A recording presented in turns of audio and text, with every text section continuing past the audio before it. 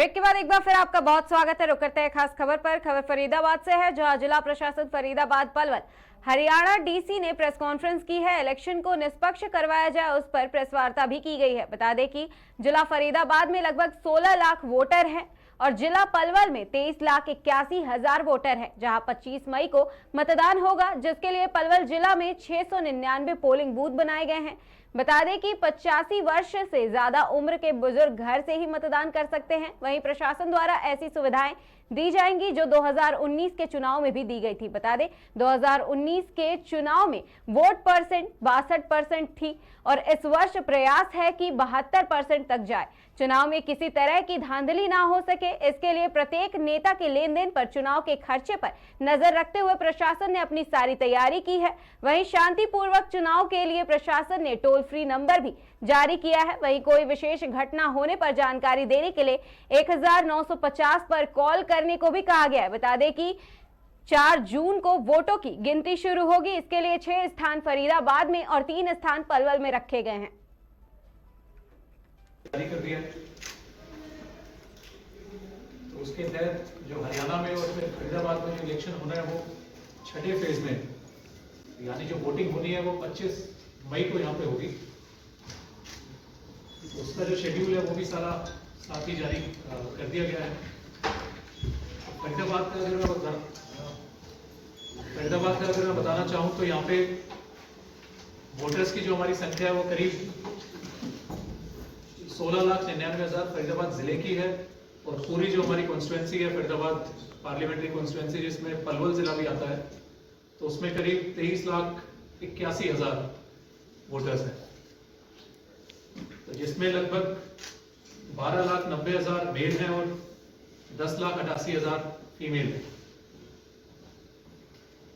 इसके साथ ही जो पोलिंग स्टेशंस की जो हमने लिस्ट भेजी है ऊपर, अभी जैसे ही अप्रूव होके आएगी आपके साथ में शेयर भी कर देंगे। तो पोलिंग स्टेशन करीब 1469 फरीदाबाद में है और 691 पलवल में है, तो टोटल संख्या उसकी 2160 है। साथ ही जो हमारी असेंबली कॉन्स्टिट्यूएंसीज हैं जो पार्लियामेंट्री कॉन्स्टिट्यूएंसी में, तो 9 कॉन्स्टिट्यूएंसी हैं, जिसमें से 6 फरीदाबाद में आती हैं और 3 पलवल में आती हैं। अब मैं आपको ये भी बताना चाहूंगा कि जिस दिन से नोटिफिकेशन या जिस दिन से अनाउंसमेंट हुई है इलेक्शन की, जो बीता जो शनिवार है, तो तब से लेके कोई वोट कटेगा नहीं।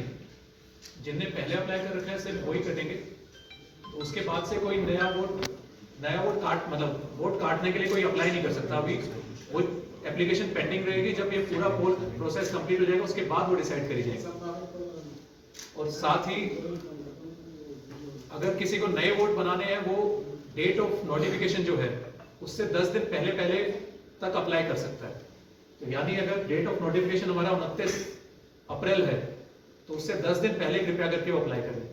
तो आप सभी के माध्यम से मेरा सभी फरीदाबाद के और पलवल के लोगों से आग्रह यही है कि अपनी वोट जरूर चेक कर लें, या तो BLO से चेक कर लें या फिर ऑनलाइन जाके भी आप चेक कर सकते हैं।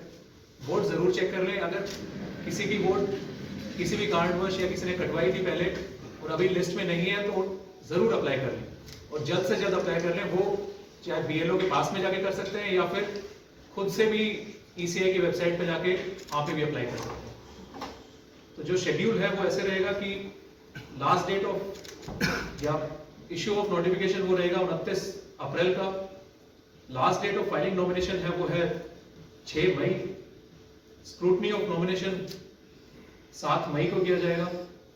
Last date of withdrawal of candidature 9 मई का है। डेट ऑफ पोल 25 मई की है। साथ ही जो काउंटिंग होनी है वो 4 जून की है और इलेक्शन 6 जून तक जो सारी प्रक्रिया है वो 6 जून तक कंप्लीट होगी।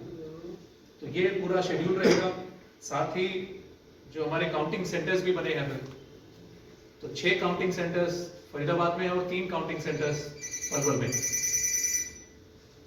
तो इंडिविजुअली असेंबली वाइज काउंटिंग करके और कंसोलिडेटेड रिजल्ट RO फरीदाबाद यानी कि मेरे द्वारा यहाँ से अनाउंस करा जाएगा। तो ये है ब्रीफ इसका। इसके अलावा जो अनाउंसमेंट हुई है इलेक्शन की, उसके साथ ही एमसीसी भी लागू हो गया है। इसके अलावा जो ट्रांजैक्शंस, जो सस्पिशियस ट्रांजैक्शंस हो रही है, तो उन पे भी मॉनिटरिंग करी जा रही है। सभी बैंकर्स को भी, सभी को गाइडलाइन दी गई है कि जो भी अगर ऐसी सस्पिशियस ट्रांजैक्शन अगर लगे तो उसकी जानकारी डेली बेसिस पे इस ऑफिस में और फिर आगे सीईओ ऑफिस में या इलेक्शन कमीशन में भी वो डेली जाएंगी। तो ये मनी पावर को रोकने के लिए है कि अगर कोई पैसे का यूज करके किसी वोटर को प्रलोभित करता है तो उसको रोकने के लिए सारी मॉनिटरिंग करी जा रही है, और कोई अगर शिकायत इस तरीके की मिलती है तो उस पर तुरंत कार्रवाई करी जाएगी।